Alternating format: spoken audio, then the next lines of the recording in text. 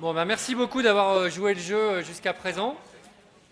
Donc on va essayer de faire un petit débriefing du débriefing, ce qui n'est pas évident parce que vous êtes très nombreux, donc c'est pas évident, mais bon.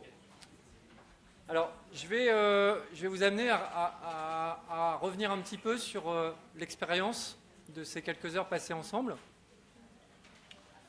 Et donc vous amener à réfléchir sur 4 questions.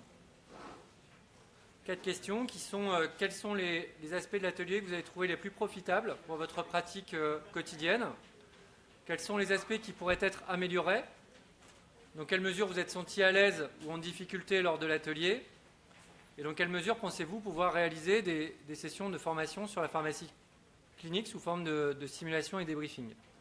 Alors une technique qui fonctionne bien quand on débriefe et qu'on est très nombreux, on peut même faire ça en amphi. C'est une technique qu'on a déjà éprouvée à de nombreuses reprises. C'est finalement de réfléchir un petit peu tout seul. Et puis ensuite, d'en parler à son voisin.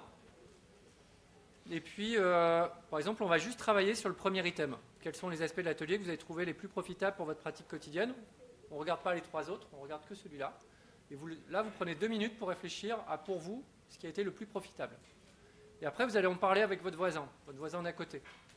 Et il faudra... Vous allez peut-être venir avec 2 idées, lui il a 2 idées, alors c'est peut-être les 2 mêmes, et là ça va aller vite. Si ce n'est pas les 2 mêmes, il faut que vous arriviez à en retenir que 2. Donc il va falloir essayer de convaincre votre voisin que vos idées, ou bien d'accepter les siennes, pour n'en retenir que 2. Et une fois qu'au niveau du binôme, vous avez les 2 idées, vous vous retournez, et avec les 2 derrière, ou il ne faut pas que tout le monde se retourne, sinon ça ne va pas marcher, mais à 4, vous devez transiger sur 2 idées. D'accord ? Et donc, peut-être, on peut faire après à 8 éventuellement, on verra. Et donc là, à partir de ce moment-là, on pourra ensuite ouvrir à la discussion. L'avantage pour moi, c'est que du coup, je sais que je peux interroger n'importe qui, vous aurez quelque chose à dire. Donc ça va ouvrir à la discussion.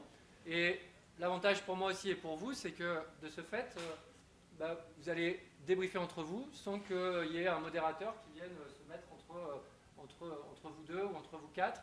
Et donc ça va profiter encore une fois au débat et donc à l'idée d'avoir un débriefing qui n'est pas si modéré que ça et donc qui va relativement loin. Donc je vous laisse y réfléchir.